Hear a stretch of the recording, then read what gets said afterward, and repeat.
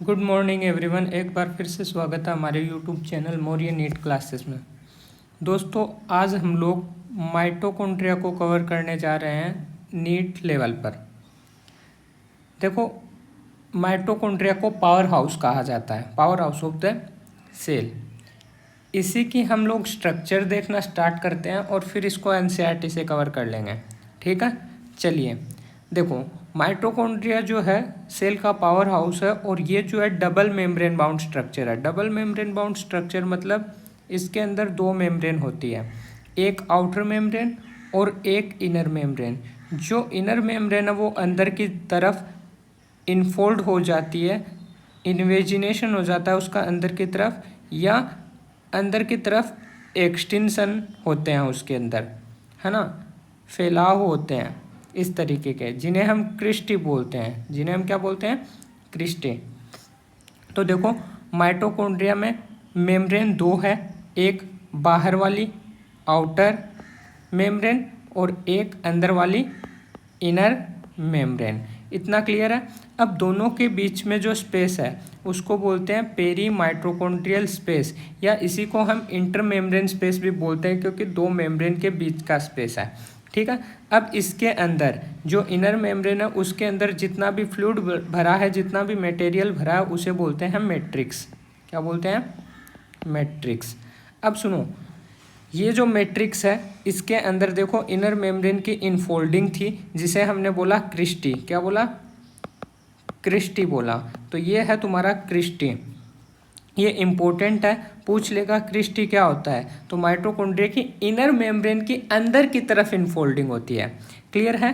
फिर देखो कुछ बातें और करते हैं मेम्ब्रेन की। जो आउटर मेम्ब्रेन है उसके ऊपर पोरिन प्रेजेंट होते हैं, उसके ऊपर पोरिन प्रेजेंट होते हैं, और पोरिन प्रेजेंट होने के कारण ये ज़्यादा परमिएबल होते हैं। पोरिन मीन्स पोर मान लो। ठीक है। तो आउटर मेम्ब्रेन पे क्या होते हैं? जगह जगह पे पोरिन होते हैं, पोर होते हैं, पोर होते हैं। तो वो थोड़ा ज़्यादा परमिएबल होती है as compare to inner membrane. Important point है, ट्रू और फॉल्स में पूछ लेगा कि outer membrane more permeable than inner membrane, true या फॉल्स? तो ट्रू है।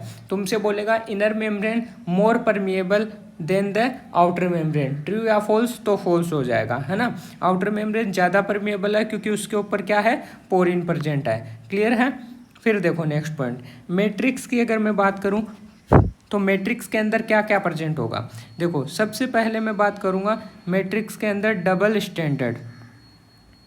Double standard circular DNA. ये एक डीएनए का सिंगल स्ट्रैंड है और ये अब मैं दूसरा स्ट्रैंड बना रहा हूँ। ठीक है। तो डीएनए होता है, और जो डीएनए माइटोकॉन्ड्रिया के अंदर होता है, इधर बनाता हूँ इस डीएनए को, ये एक तुम्हारा सिंगल स्ट्रैंड, फिर ये तुम्हारा दूसरा स्ट्रैंड। ठीक है। तो डबल स्टैंडर्ड सर्कुलर डीएनए होता है किसके अंदर? माइटोकॉन्ड्रिया के अंदर। तो ये इसका डीएनए है जो कि डबल स्टैंडर्ड है, उसमें दो स्ट्रैंड है। ठीक है, सर्कुलर है और नेक्ड भी होता है। नेक्ड क्यों बोलते हैं? क्योंकि इसके अंदर हिस्टोन प्रोटीन नहीं होता है और जिस रिच होता है जैसे कि प्रोकैरियोट्स में होता है। ठीक है। इसके अलावा इसके अंदर क्या होते हैं? इसके अंदर होते हैं 70S राइबोसोम। क्या होते हैं? राइबोसोम होते हैं। और राइबोसोम जो वो कैसे हैं? इनके अंदर 70S राइबोसोम है। तो ये इसके अंदर 70S राइबोसोम हो गया। ठीक है।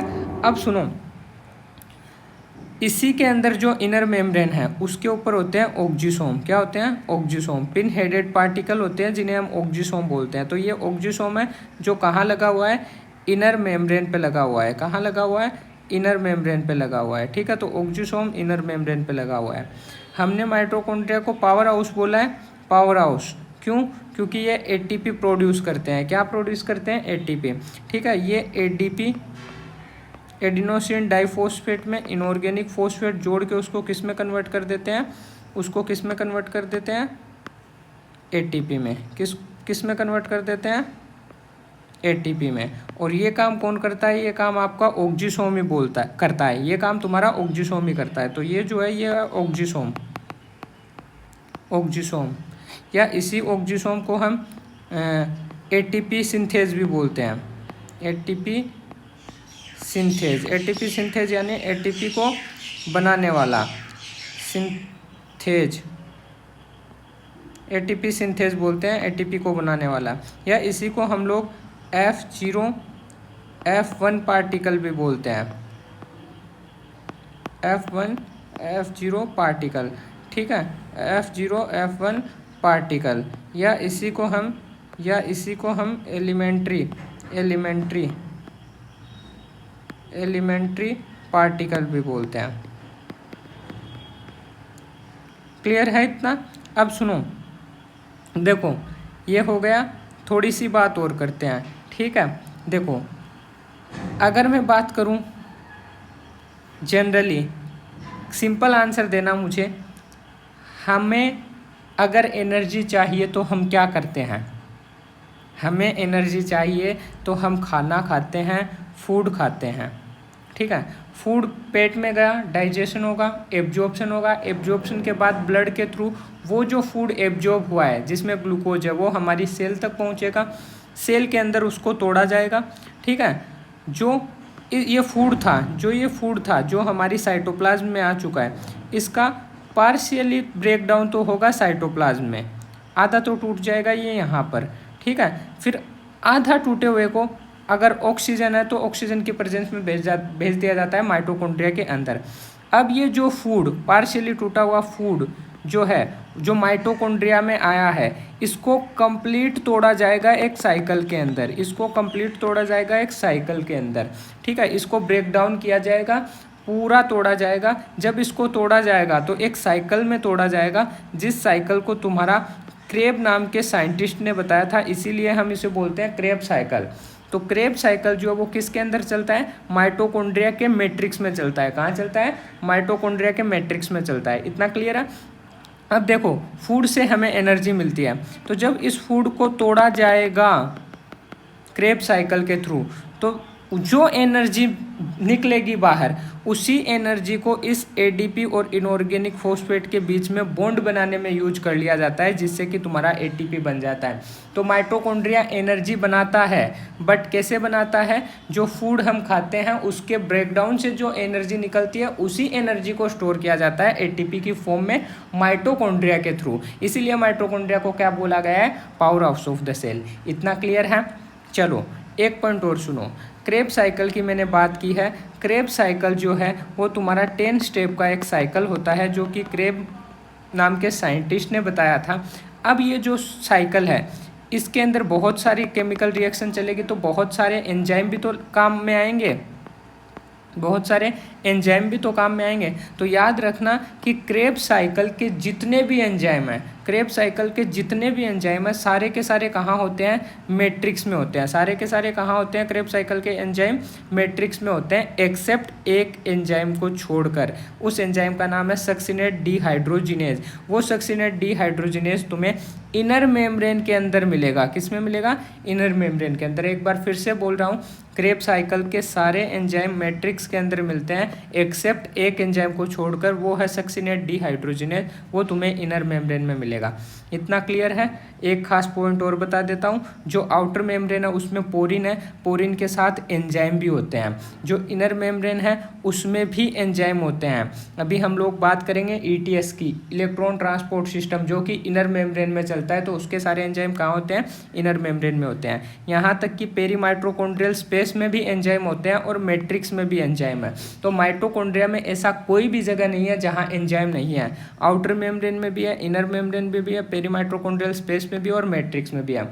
एक इंपॉर्टेंट पॉइंट और बोलता हूँ, जो तुम्हारा पेरीमाइटोकॉन्ड्रियल स्पेस है और मैट्रिक्स जो अंदर वाला कंपार्टमेंट, अंदर वाला स्पेस है, ठीक है, तो इन दोनों स्पेस के अंदर वाटर रहता है। तो तुम्हारा पेरीमाइटोकॉन्ड्रियल स्पेस भी एक्वस कंपार्टमेंट है, मैट्रिक्स भी एक्वस कंपार्टमेंट है।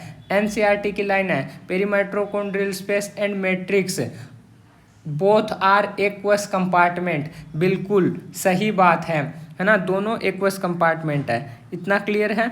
अब उसके बाद देखो, एक पॉइंट और बोलता हूँ मैं। देखो, माइटोकॉन्ड्रिया के पास खुद का डीएनए है, खुद का राइबोसोम है, खुद का राइबोसोम भी है, ठीक है। डीएनए से तुम्हारा बनेगा एमआरएनए, एमआरएनए से राइबोसोम बना देगा प्रोटीन, ठीक है, प्रोटीन बना देगा। तो देखो, डीएनए है, डीएनए में जीन है, जीन से तुम्हारा एमआरएनए बना, एमआरएनए से राइबोसोम ने प्रोटीन बना दी, ठीक है। तो क्या मैं माइटोकॉन्ड्रिया को ऑटोनोमस सेल ऑर्गेनल बोल सकता हूँ। ठीक है, अगर ये अपनी जितनी भी रिक्वायर प्रोटीन है वो सारी प्रोटीन बना लेता है तो ये ऑटोनोमस है, लेकिन अगर सारी नहीं बना पाता है तो ये सेमी ऑटोनोमस सेल ऑर्गेनल है। ठीक है, तो देखो माइटोकॉन्ड्रिया में डीएनए होता है, बट डीएनए छोटा होता है।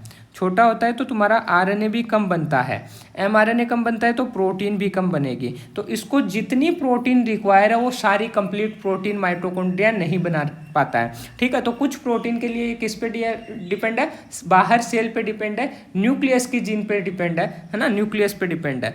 ठीक है, तो ये जो है कंप्लीट प्रोटीन नहीं बना पाता है, इसीलिए हमने इसे क्या बोला है, semi autonomous cell organelle. Semi autonomous cell organelle. ठीक है, सेमी ऑटोनोमस सेल ऑर्गेनल। अच्छा, कुछ पॉइंट और बात करते हैं। देखो माइटोकॉन्ड्रिया की इनर मेम्ब्रेन और आउटर मेम्ब्रेन की। देखो ये तुम्हारा है माइटोकॉन्ड्रिया की आउटर मेम्ब्रेन। ठीक है, ये तुम्हारा है माइटोकॉन्ड्रिया की इनर मेम्ब्रेन। ठीक है, और ये बीच में हो गया पेरीमाइटोकॉन्ड्रियल स्पेस, पीएमएस। ये है तुम्हारा आउटर मेम्ब्रेन, ये है तुम्हारा इनर मेम्ब्रेन। ठीक है, कुछ चीज़ समझने की कोशिश करना। देखो यहाँ जो इनर मेम्ब्रेन है इसके अंदर हमने बोला ऑक्जिसोम होता है। ऑक्जिसोम को हम लोग F0 F1 पार्टिकल भी बोलते हैं। ठीक है, तो ये ऑक्जिसोम जो है वो इस तरह की स्ट्रक्चर होती है। ठीक है, जिसके अंदर मेम्ब्रेन वाला पार्ट F0 है। कौन सा है, F0, और जो ये गोल स्फेरिकल पार्ट है ये F1 है। ठीक है, तो ऑक्जिसोम ये कंप्लीट ऑक्जिसोम था जो इनर मेम्ब्रेन में लगा हुआ है।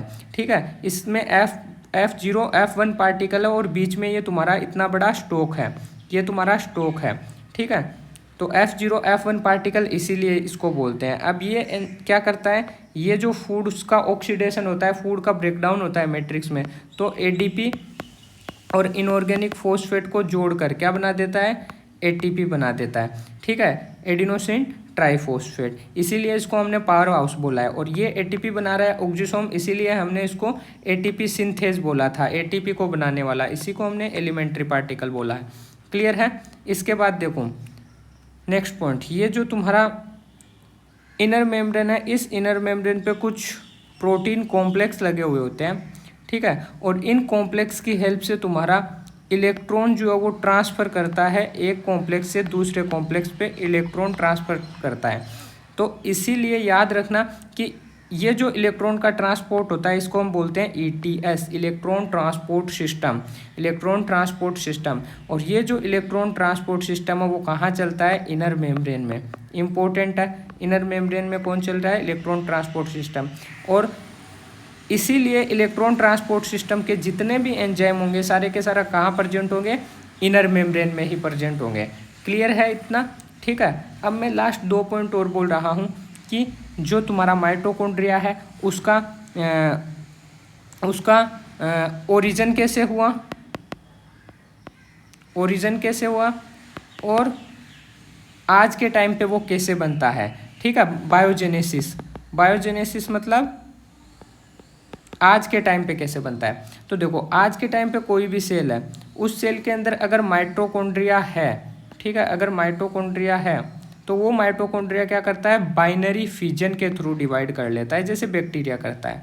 ठीक है, बाइनरी फिजन के थ्रू डिवाइड कर लेता है, एक माइटोकॉन्ड्रिया से 2 माइटोकॉन्ड्रिया बना लेगा। ठीक है, अब देखो मानो एक सेल है, उस सेल को नॉर्मल एनर्जी की ज़रूरत है तो माइटोकॉन्ड्रिया का नंबर कम। अगर वो ज़्यादा एक्टिव है, फिजियोलॉजिकल ज़्यादा एक्टिव सेल है, तो उसको एनर्जी ज़्यादा चाहिए होगी। एनर्जी ज़्यादा चाहिए होगी तो माइटोकॉन्ड्रिया का नंबर भी ज़्यादा होना चाहिए। उस कंडीशन में माइटोकॉन्ड्रिया जो है वो बाइनरी फिजन से डिवाइड कर लेता है। तो बायोजेनेसिस मतलब आज के टाइम पे माइटोकॉन्ड्रिया कैसे बनता है, तो बाइनरी फिजन। क्लियर है। इसके बाद नेक्स्ट पॉइंट देखो, ओरिजिन। ओरिजिन का मतलब है स्टार्टिंग में फर्स्ट माइटोकॉन्ड्रिया कैसे बना, इवोल्यूशन के टाइम इस अर्थ पे फर्स्ट माइटोकॉन्ड्रिया कैसे आया, तो उसको हम बोलते हैं एंडोसिम्बायोटिक ओरिजिन। एंडोसिम्बायोटिक ओरिजिन का मतलब क्या है, एंडोसिम्बायोटिक ओरिजिन का मतलब है देखो कि मानो एक सेल थी, इस सेल ने क्या किया, एक प्रोकैरियोटिक सेल को इनगल्फ कर लिया, एक प्रोकैरियोटिक सेल को इनगल्फ कर लिया। जैसे ही इसने इसको इनगल्फ किया तो ये सेल इसको डाइजेस्ट करके इससे एनर्जी लेने वाली थी। बट इस सेल ने क्या किया, ये प्रोकैरियोटिक सेल थी तुम्हारी ना, इस प्रोकैरियोटिक सेल ने क्या किया, इससे न्यूट्रिशन लिया और बदले में इसको एनर्जी दी, बदले में इसको एनर्जी दी। देखो सेल ने क्या किया था, इसको एंडोसाइटोसिस से इनगल्फ किया था, एंडोसाइटोसिस से, और फिर इसने क्या किया, इससे न्यूट्रिशन लेके इसको एनर्जी दी। मतलब इसका भी बेनिफिट और इसका भी बेनिफिट, प्रोकैरियोटिक सेल को भी न्यूट्रिशन मिल रहा है और बदले में सेल को भी एनर्जी मिल रही है, दोनों का फायदा। जब दोनों का फायदा होता है उसे हम बोलते हैं सिम्बायोसिस, सिम्बायोसिस। तो एंडोसाइटोसिस के बाद जब सिम्बायोसिस चला उसी को हम क्या बोलते हैं, एंडोसिम्बायोटिक ओरिजिन। ठीक है, तो फिर तुम्हारा ये जो सेल था, फिर जो ये तुम्हारा सेल था ये किस में कन्वर्ट हो गया, इवोल्यूशन के थ्रू ये माइटोकॉन्ड्रिया में बदल गया, है ना। एंडोसाइटोसिस के बाद जब तुम्हारा क्या चला, एंडोसाइटोसिस के बाद सिम्बायोसिस चला, तो तुम्हारा ये जो सेल था वो किस में कन्वर्ट हो गया, माइटोकॉन्ड्रिया में कन्वर्ट हो गया। ठीक है, इवोल्यूशन से। तो ओरिजिन कैसा है इसका, एंडोसिम्बायोटिक। क्लियर है। अब हम एनसीईआरटी को कवर करते हैं। ठीक है, तो इसके बाद जब हम एनसीईआरटी कर लेंगे तो देखेंगे यहाँ से कितनी चीज़ें एनसीईआरटी में हमने बात की है। तो चलो अभी एनसीईआरटी से देखते हैं माइटोकॉन्ड्रिया। देखो माइटोकॉन्ड्रिया सिंगुलर होता है माइटोकॉन्ड्रियन, ठीक है, unless specifically stand are not easily visible. देखो माइटोकॉन्ड्रिया जो है वो जो माइक्रोस्कोप है, सिंपल माइक्रोस्कोप, उसके अंदर ईजली दिखाई नहीं देता है क्योंकि इनका जो साइज है वो स्मॉल होता है। ठीक है, इसीलिए हमें इनको स्टेन करना पड़ता है, और जिस स्टेन से स्टेन करना पड़ता है उसका नाम है जेनस ग्रीन। क्या नाम है, जेनस ग्रीन, जेनस ग्रीन। तो जेनस ग्रीन जो है, उस जेनस ग्रीन बी एक डाई है जिससे हमें माइटोकॉन्ड्रिया को स्टेन करना पड़ता है अगर हमें उसको देखना है तो।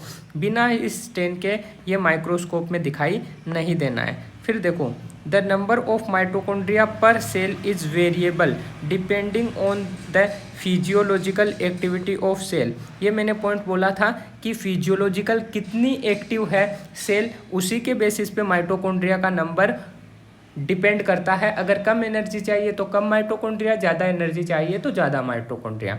तो पर सेल माइटोकॉन्ड्रिया का नंबर वेरी करता है, वो उसकी फिजियोलॉजिकल एक्टिविटी पर डिपेंड करता है। ठीक है, फिर देखो in terms of shape and size, अगर हम शेप और साइज की बात करें तो देखो considerably degree of variability is observed, उसमें भी वेरिएबिलिटी दिखाई देती है। टिपिकली अगर बात करें तो ये सॉसेज शेप होते हैं या फिर सिलेंड्रिकल होते हैं, सॉसेज शेप या फिर सिलेंड्रिकल होते हैं। हैविंग ए डायामीटर ऑफ 0.2 से 1 micrometre, having a diameter of 0.2 से 1 माइक्रोमीटर।